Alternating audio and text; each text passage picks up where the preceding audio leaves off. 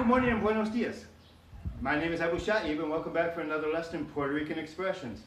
This is really more of a lesson in intermediate Spanish that deals with the problems of translating from Spanish to English and English to Spanish, or things that are translated differently from the way you might think. Things that are said different. Well, everything's said different. It's another language. But there are some things that are said just a little bit differently that are kind of tricky. You have to get a feel for it. The other day my daughter asked me, how do you say have a heart in Spanish? Have a heart.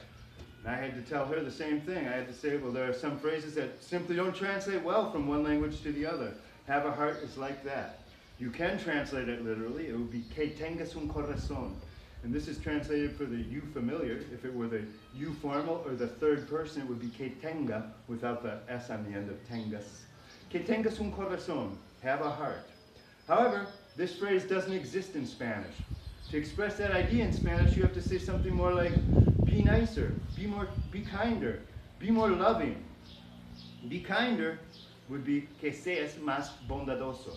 Que seas is the subjunctive form of the verb ser, to be. The que in front in the first word of the sentence is optional. It's used more in some countries than others. But for the sake of learning, let's keep it formal. Que seas más bondadoso. Bondadoso, la bondad is goodness or kindness. Bondadoso is a person or masculine object that's kind or good. Que seas más cariñoso, be more loving. Que seas más cariñoso. El cariño is affection or love. Que seas más cariñoso is be more affectionate, be more loving. Another subjunctive form of the verb, the other verb to be in Spanish, como estar, estate quieto. This is an imperative form. Be still, be still. When my wife is doing my daughter's hair in the morning, she'll often say, estate quieta. Be still, be still. Another phrase that's said just a little bit different in Spanish than it is in English is to make a decision. In Spanish and many other languages that I've looked at, you don't make a decision, you take a decision. Tomar una decisión, tomar. Tomar is the verb, the infinitive form, to take or to drink something. Tomar agua, to drink water. Para tomar, the waitress might ask you, para tomar, what would you like to drink? Toma, the imperative form, take. Toma esto, tómalo, take it, take this, take it. Toma esto, tómalo, take it. Another thing that's said just a little bit different in Spanish than it is in English is to have something to do with that. In Spanish, you don't have something to do with it, you have something to see with it. Tener algo que ver con eso. My sample sentence, yo no tengo nada que ver con eso. I don't have anything to do with that. Yo no tengo nada que ver con eso. I don't have anything to do with that. To ride a bicycle is just a little bit different in Spanish than it is in English. You don't ride a bicycle in Spanish, you run a bicycle. Correr bicicleta, to ride a bicycle. This also applies to skateboards and scooters and non-motorized toys.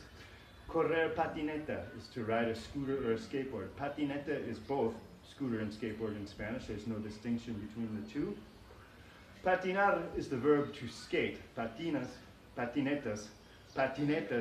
are roller skates or ice skates. Patinar en hielo, ice skate, to ice skate. Another thing that's said just a little bit different is to play music. In Spanish, we don't play music, we touch music. A record player in Spanish is un tocadiscos, tocar música, tocar la música, to touch music, to play music. My sample sentence is, I play the organ in church. Yo toco el órgano en la iglesia. I play the organ in church. Iglesia, church. Julio Iglesias in English would be Jules Churches.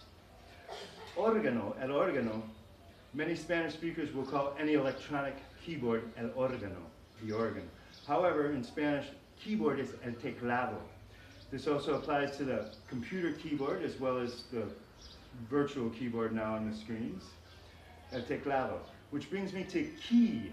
Key is a word that's often mistranslated or difficult to translate because it has overlaying meanings in the two languages. A key for a lock in Spanish is llave, la llave, las llaves, the keys. This is also for a wrench. Wrenches are keys in Spanish, llaves.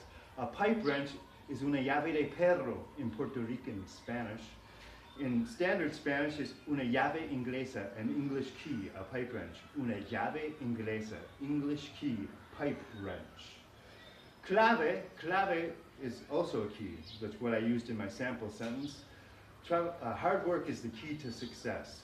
Al trabajar duro is la clave al éxito. Al éxito. El éxito is success. To success, al éxito. The X sounds like more like an S in this word, in many words. Al trabajar, this is the subjunctive or the gerund form, Al trabajar, it can be also translated working is the key to success, working hard. Al trabajar duro, you can also say al trabajar fuerte, it's working hard, fuerte, strong, hard. Al trabajar duro is la clave al éxito. Working hard is the key to success. And tecla is the key for the piano or the computer. Tecla, la tecla. Teclar is an old verb for writing by a keyboard, but it's not very often used anymore. Another word that's different is disrespect. When you disrespect someone in Spanish, you le faltas el respeto. You misrespecting him. Faltar is to fail. You fail respecting him. But una falta de respeto is a disrespectful thing or act.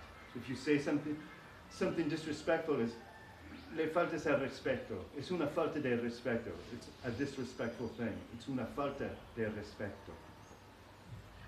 There's a couple other words which are vulgar words, and I want to straighten up on how English speakers tend to think of them. One of those words is pendejo. Pendejo in Spanish doesn't mean a-hole, as most English speakers and a lot of Mexican Spanish speakers will use it to mean. A-hole for me in English is a inconsiderate, selfish, or a person that's difficult, hard to get along with, hard to work with. That's an a-hole. Pendejo in Spanish is a chump, a sucker, a gullible person, someone who's easily taken advantage. Lo cogieron de pendejo. They ripped him off. They took advantage of him. Lo cogieron de pendejo. They took him as a pendejo, as a gullible person, a sucker. They ripped him off. Lo cogieron de pendejo. It's still vulgar though. And another one is culo, el culo. Many Americans think that culo means ass. It doesn't mean ass. It means anus. It's the hole. It's where the excrement comes out.